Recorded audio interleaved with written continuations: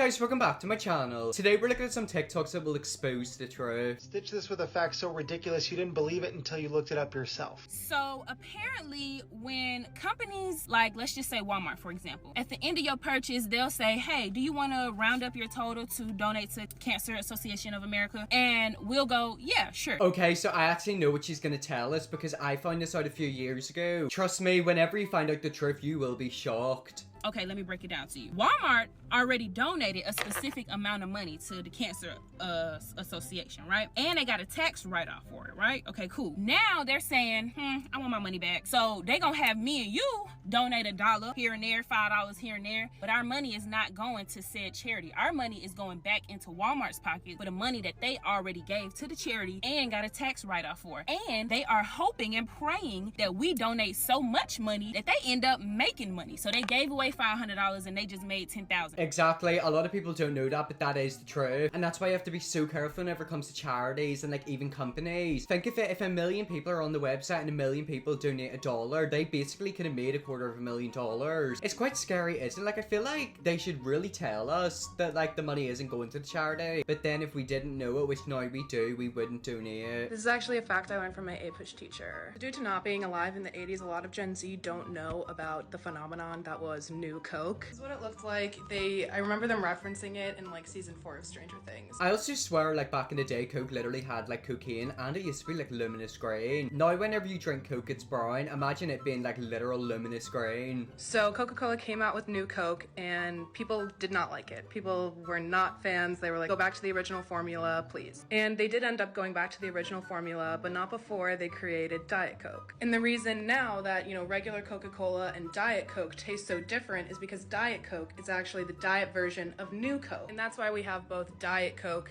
and Coke Zero. Because Diet Coke, like I said, diet version of New Coke, and then Coke Zero is the diet zero sugar version of the actual, you know, original Coca-Cola formula. The more you know. Isn't that interesting though? Exactly, the more you do know, but I've also noticed that Diet Coke tastes different from normal Coke and I low-key prefer it. I really like McDonald's Diet Coke because they water it down. But a lot of times whenever you drink diet products or products with zero sugar, there's a possibility they could be worse because think of it, if they're taking sugar out of it, they're adding something in. So you might be thinking, oh, it's sugar-free, it's so much better for me. Nah, they've just added a load of something else, so it means that like it'll taste basically the same. Contrary to what Google might tell you, the most commonly celebrated holiday across the globe isn't Christmas. As a matter of fact, it's not even a religious holiday. That's right, it's not Passover, Yom Kippur, Easter. It's none of those. This holiday is celebrated in 63 different countries. That means it's celebrated on average every about 5 to 6 days every year. Oh my god, wow. How many people are celebrating that? That must be billions. And what is the holiday? Like, I'm trying to think right now, what is it? Is it like, I don't know, Sunday? It's like Sunday roast? Can you guess what it is? Nope. Independence from the British Empire. Oh god, maybe. Oh god, I probably shouldn't comment on it. I didn't even know that, but you wanna know something? I've learned something. There's a tribe in the Dominican Republic where less than 1% of the children who are born are referred to as guavadoches, which translates into gross penis at 12. Basically, what happens is these children are born with female genitalia, and then around puberty, they will grow a penis and testes. And the reason why is because when the mother is pregnant,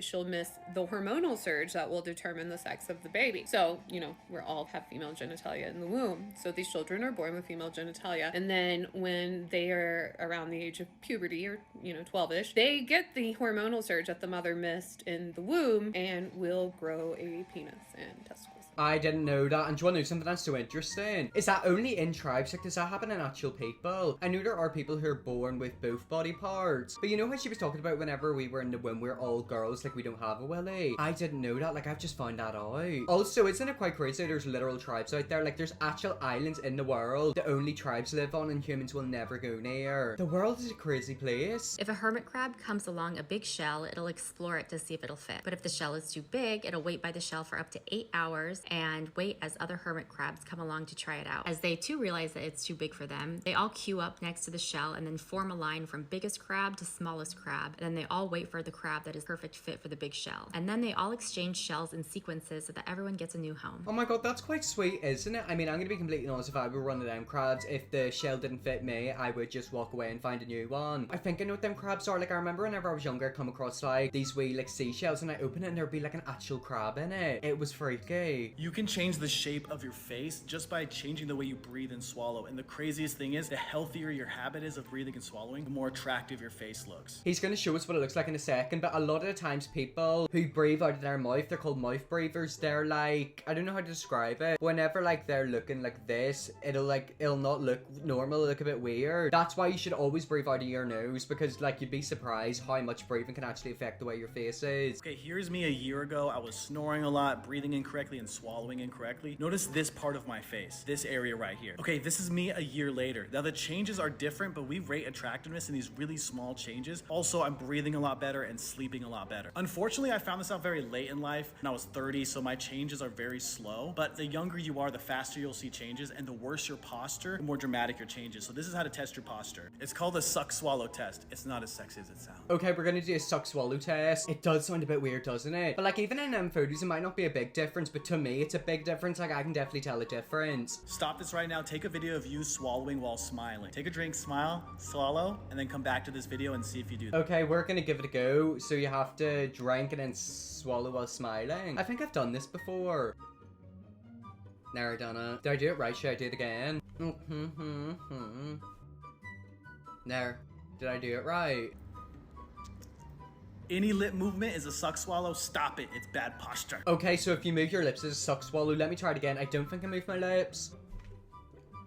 I didn't. Okay, so it looks like I don't have a suck swallow. Okay, that's good, but yeah, that can really change your posture, and a lot of people don't know that. So if you always breathe out your mouth, try to train yourself to breathe out your nose, because it will literally change the structure of your face. The #1 cause of death of women at work is murder. I did not believe it when I saw it, even though I saw it on an OSHA mandated safety training for my state employee job. I didn't believe it. I had to look it up and double check, but yes. The #1 cause of death of women at work is murder. How is that real? Exactly, like if it was to do with like stress, I could understand it because you're working a stressful job. But murder, oh my god, that is awful. That was deep, like that was dark. Okay, so I just found this piece of information out the other day and I was absolutely mind blown. So we all know Kim Kardashian, right? Well, I was on YouTube and I was scrolling and I found this video and it says Kim explains her fears. So Kim talks about when she was a child, she had a fear of going to the bathroom outside of the one that was like attached to her room. She wouldn't even use the other bathrooms inside of her house, just the one in her room. She explained that it was like some fear from a nightmare and germs and stuff. I don't know. So then she talks about like how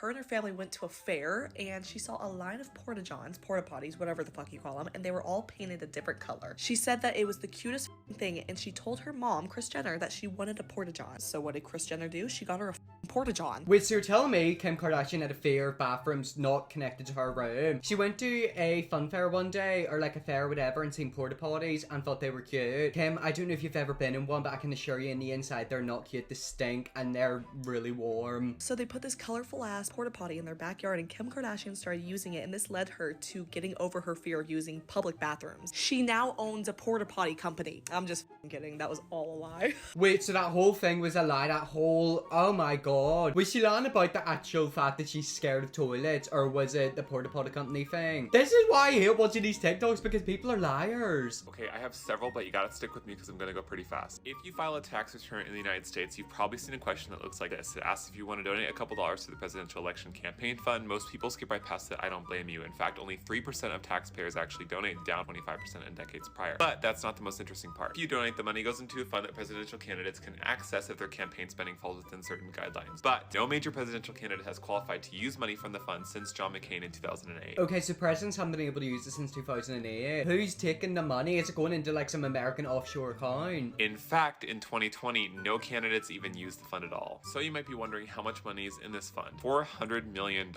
There is $400 million sitting in this fund, which seems like a lot to most people, but when you compare it to the overall budget, the US military spends that amount of money in about 4 to 6 hours. Oh my god, 400 million. I mean, yeah, that's a lot of money. Obviously, America has a lot of money. It's a big company with a big economy. But could they not like use that money to like help people like climate or like homeless people? If that money sat in an account every 4 years, because think of it, there's a new election every 4 years. Shouldn't they just like spend the money or like give it back to the taxpayers? Kelly Rowland was switched at birth. That's right, Kelly Rowland from Destiny's Child. Kelly Rowland, who also was an X Factor. Oh my god, that's like quite terrifying. Like I've always had a fear of that. Isn't it quite crazy how whenever you're born, if you're born born in a hospital, someone could literally snatch you and switch you out. All babies look the same, how are you gonna tell? Around the time of their second studio album, The Writing's on the Wall, Kelly's father accused her mother of infidelity, citing that throughout the years, he never really thought that Kelly particularly looked like him. So, Kelly's mother thought this was ridiculous. She's like, I've never cheated, so let's get a genetic test done and see if you really are her father, thinking that this would be an easy way to prove him wrong. And it turns out that her mother wasn't her actual mother. Obviously, like, someone swapped the babies by accident. Oh god, that's crazy. I wouldn't know how to feel if that happened to me. Surprise, surprise, the test came back negative, which confused the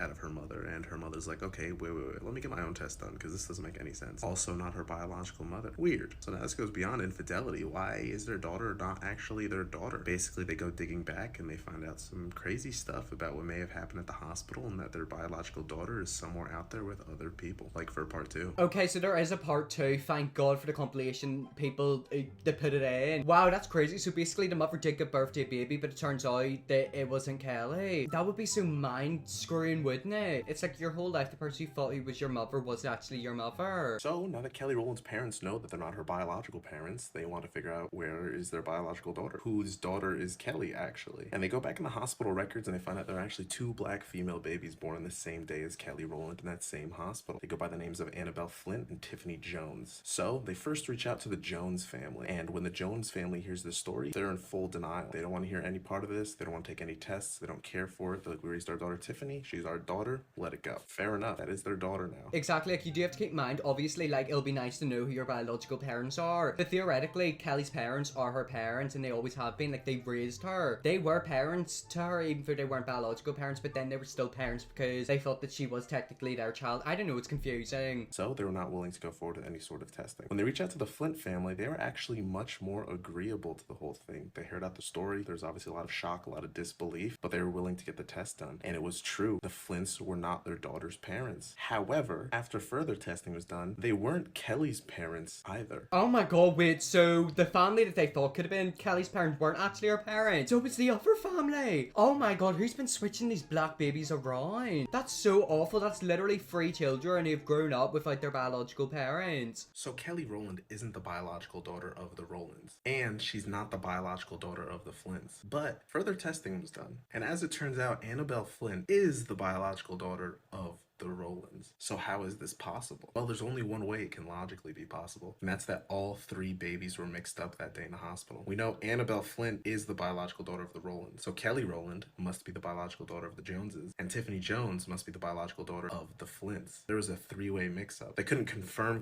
this, of course, because the Joneses didn't want to be involved in any way, but it's the only way it could be possible. And as they're in the administrative offices of the hospital trying to map this out and figure out what's going on, because it'll be a huge legal issue, a nurse, an older nurse, barges through the door in tears. I guess we'll have to find out why in part 4. Oh my god, another part 4, you literally taking the mickey. This is actually like Stranger Things. Right, so it turns out, at least I found out, one of the child is one of the parents' things. That is confusing. Like, this is actually making my brain fart. I think this might be the last video we're gonna watch. But like, imagine if like the other family found out Kelly actually is their child. Imagine they try to nick her money. So the older nurse barges through the door and she throws herself on the ground and she's hysterical. She's repeating the same things over and over again. She's saying, I'm so sorry. I'm sorry. It was me. I should have checked. It was my fault. I'm so sorry. It's dawning on everyone in the room that like this has to be the nurse, right? She's carrying around all this guilt and she's finally admitting to her mistake all those years ago. Well, as they're trying to calm her down to get the full story out of her, she says something really interesting. She says, I knew he did something. I knew he did something. This is another plot twist. Hey, obviously somebody else was involved. Was this like a plan thing the whole time? Okay guys, so I've got some bad news. I just went through the comments. The lie about Kelly Rowland would honestly kind of make a good Netflix miniseries. It's a lie. There's absolutely nothing to corroborate that story anywhere online, and I've been googling for an hour. So basically it turns out he was lying, and that's where we're gonna end the video. Oh my god, right, that's some things that we found out the truth, not that one because there was 2 lies in the video. Anyways guys, that's the end of the video. I hope you all enjoyed this video. If you're a subscribe button, and just I'll see you all in my next video.